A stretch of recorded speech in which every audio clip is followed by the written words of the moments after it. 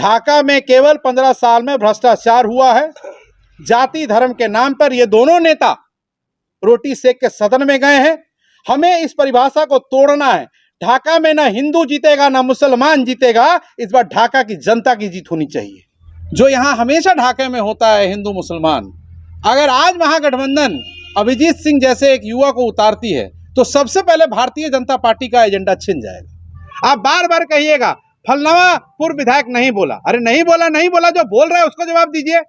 हम जनता के बेटा है, हम जनता हैं, आप इसी नाते हमको जवाब दे दीजिए। हम जनता की तरफ से सवाल कर रहे हैं, इसी नाते आप जवाब दे दीजिए। महागठबंधन की जीत को आप रोक नहीं पाइएगा। महागठबंधन ढाका इस बार जीतेगी, हर हाल में जीतेगी। कांग्रेस ये सीट लेके जाएगी सदन में। बार बार कहते हैं कि पूर्व विधायक 5 सवाल बता दें, 6 वीडियो दिखा दें। ये सर्कस चल रहा है क्या? ये सर्कस है क्या? ढाका विधानसभा सर्कस बना के रख दिया आपने। नेताजी आज का पीसी का उद्देश्य क्या है?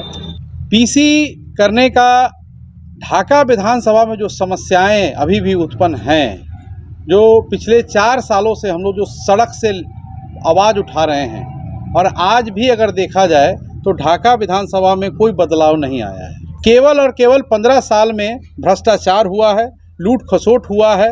एक भाई लूटे, दूसरा भाई सोया, दूसरे भाई लूटे, दूसरा भाई सोया। यही चला है ढाका विधानसभा में।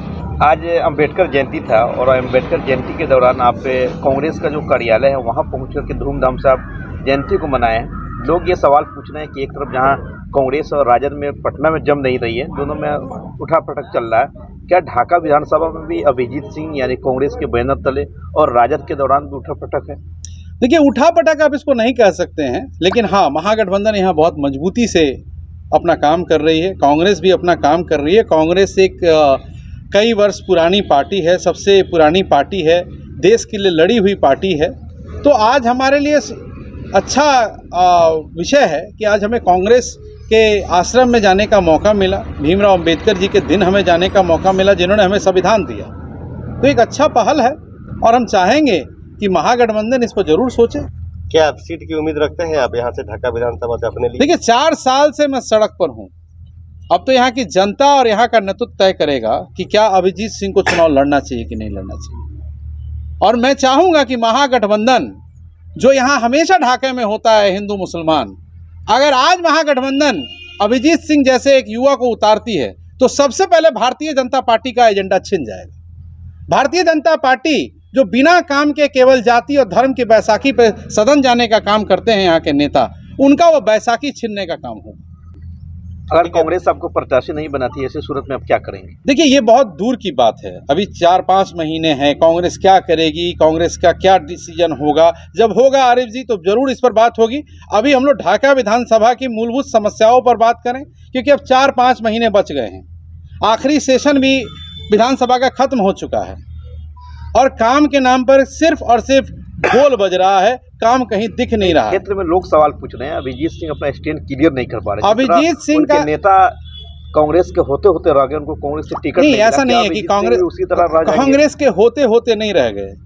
कोई भी नेता जनता का उम्मीदवार होता है, ठीक है, और मैं भी जनता के ही उम्मीदों को लेके बढ़ा हूं और जनता के समर्थन से ही सदन में जाऊंगा। जैसा आपने बताया कि सत्ताधारी काम ढंग से नहीं कर पा रहे हैं या ढाका का विकास नहीं हो पा रहा है, यह मुद्दा विपक्ष के भी तो विधायक है, आपका मुद्दा उठ नहीं रहा है। देखिए, अगर वो नहीं बोल पा रहे हैं या नहीं मुद्दा उठा पा रहे हैं तो ये सवाल तो उन पर उठेगा, बिल्कुल उठेगा। बार बार आप अभी देख लीजिए, मदरसा के पास एक नया पुल बना है, वो पुल टूट गया। सड़क बनता है और पीछे से टूटना शुरू हो जाता है। चिरैया से, भेलवा से पूर्णिया होते हुए जो चिरैया जो सड़क जानी थी, जिसका एक डेडलाइन बना दिया गया था कि 5 मार्च को ये हर हाल में शुरू हो जाएगा, क्या हुआ उसका? ये तो वही बात हो गई जो फुलवरिया घाट वाली बात हुई थी। बर्मा की लकीर बोलो। देखिए, बर्मा की लकीर ये अहंकार है, ये अहंकार है। अहंकार और आत्मविश्वास में बड़ा ही छोटा सा एक लाइन होता है। तो आपके ऊपर अहंकार हावी हो गया। अहंकार तो रावण का भी इस दुनिया में नहीं चला। आप तो एक समान इंसान है। और जहां तक आपने कहा कि मैं अगर सदन में जाता हूं तो क्या करूंगा, जो स्वास्थ्य केंद्र, जो 35 स्वास्थ्य केंद्र, 36 स्वास्थ्य केंद्र जो नहीं चल रही है, उसको चलवाने का काम करूंगा। ढाका घोड़ा सहन में जो बस का पड़ाव नहीं है, मैं उस पड़ाव को लाने की कोशिश करूंगा। जो टैक्सी स्टैंड, टेम्पो स्टैंड नहीं है जहां अवैध वसूली चलती है, मैं उनको एक स्टैंड दूंगा, वो जमीन दूंगा, जगह दूंगा। मैं अस्पतालों में महिला डॉक्टरों की व्यवस्था की बात करूंगा। अरे जात जीत गया 10 में, अरे धर्म जीत गया 15 में, अरे जाति धर्म जीत गया 20 में। अरे ढाका की जनता कब जीतेगी भैया? ढाका का एजेंडा कब जीतेगा? ढाका की मूलभूत समस्याएं कब जीतेंगी? ये सवाल है 2025 में। सर, लोगों का एक सवाल उठ रहा है कि 5 सालों तक आपने तो लोगों का आवाज उठाया, लेकिन आप सोशल मीडिया पर ज्यादा एक्टिव थे, जनता के बीच आप रूबरू नहीं हुए हैं। देखिए, ये आप कुछ लोग लिख रहे होंगे आपके फेसबुक पर, उनसे पूछिए कि जिनके कहने पर लिख रहे हैं, क्या उनसे कभी रोजगार की बात करी है उन्होंने? कभी रोजगार की बात हुई है ढाका में? मैं हर पंचायत में जाता हूं, मेरे हर पंचायत में मेरा अपना संगठन है। टीम अभिजीत युवा शक्ति का अपना संगठन है। पार्टी को तो छोड़िए, टीम अभिजीत युवा शक्ति का अपना संगठन है। मैं रोजगार की बात करना चाहता हूं उस युवा भाई से जो किसी के कहने पर, किसी के नेता के कहने पर, किसी के मोबाइल रिचार्ज करा देने पर कुछ भी लिख देते हैं। आप रोजगार की बात कीजिए, देखिए आपके विधायक जी कल से आपकी शक्ल और सूरत नहीं देखेंगे। मैं उस युवा भाई से कह रहा हूं, जागिए, सवेरा हो चुका है, 2025 आ चुका है। जो रोजगार की बात करे उसके साथ कदम से कदम मिला के चलिए। क्या यहाँ के वर्तमान विधायक में इतना दम है कि बिना अपने लोगों के, वो बच्चों युवाओं के बीच में जाके सवाल कर सके, उनके जवाब दे सके, बेटियों के बीच में जा सके, महिलाओं के बीच में जा सके, हमारे बुजुर्गों के बीच में जा सके? वो जब जाएंगे तो अपने 10-5 लोगों को लेके जाएंगे। ये कठिनाइयां मैंने सुनी है। मैंने लोगों को कहा कि आए हैं विधायक, काहे नहीं बोलते हैं? ए भैया, वो सब खड़ा ही ना बोले देते हमनी के, वो हमनी के डांट दे बोले, ना बोले दे बोले हमनी के। आप बार बार कहिएगा फलनावा पूर्व विधायक नहीं बोला। अरे नहीं बोला, जो बोल रहा है उसको जवाब दीजिए। हम जनता के बेटा है, हम जनता हैं, आप इसी नाते हमको जवाब दे दीजिए। हम जनता की तरफ से सवाल कर रहे हैं, इसी नाते आप जवाब दे दीजिए। पिछले 15 साल में जितनी भी सड़कें बनी हैं या विधायक फंड से जो खर्च हुआ है, उसकी जांच करा लीजिए। 99% भ्रष्टाचार आपको नजर आएगा, 99%। वर्तमान विधायक का स्लोगन आप देखते होंगे, उनका स्लोगन है कि काम ही मेरी पहचान है, विकास ही मेरा लक्ष्य है। इस स्लोगन को आप कैसे? भैया ऐसा है, जब अमुआ का पुल गिरा था ना, याद है ना? अमुआ का पुल गिरा था, वही उनका विकास है, वही उनका विकास है। भूल गए?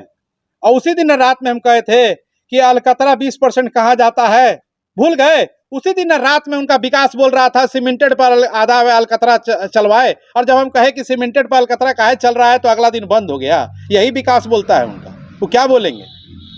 उनका विकास अगर बोल रहा होता तो ढाका की जनता त्रस्त नहीं होती। ढाका में केवल 15 साल में भ्रष्टाचार हुआ है। जाति धर्म के नाम पर ये दोनों नेता रोटी सेक के सदन में गए हैं। हमें इस परिभाषा को तोड़ना है। ढाका में ना हिंदू जीतेगा ना मुसलमान जीतेगा, इस बार ढाका की जनता की जीत होनी चाहिए। अरे ढाका के विकासवा कहाँ बा? मालूम बा ना मालूम बा? ढाका के विकासवा भुला गेल बा। उसी ढाका के विकास को 2025 में खोज के लाना है। ये बात गांठ पाड़ लीजिए।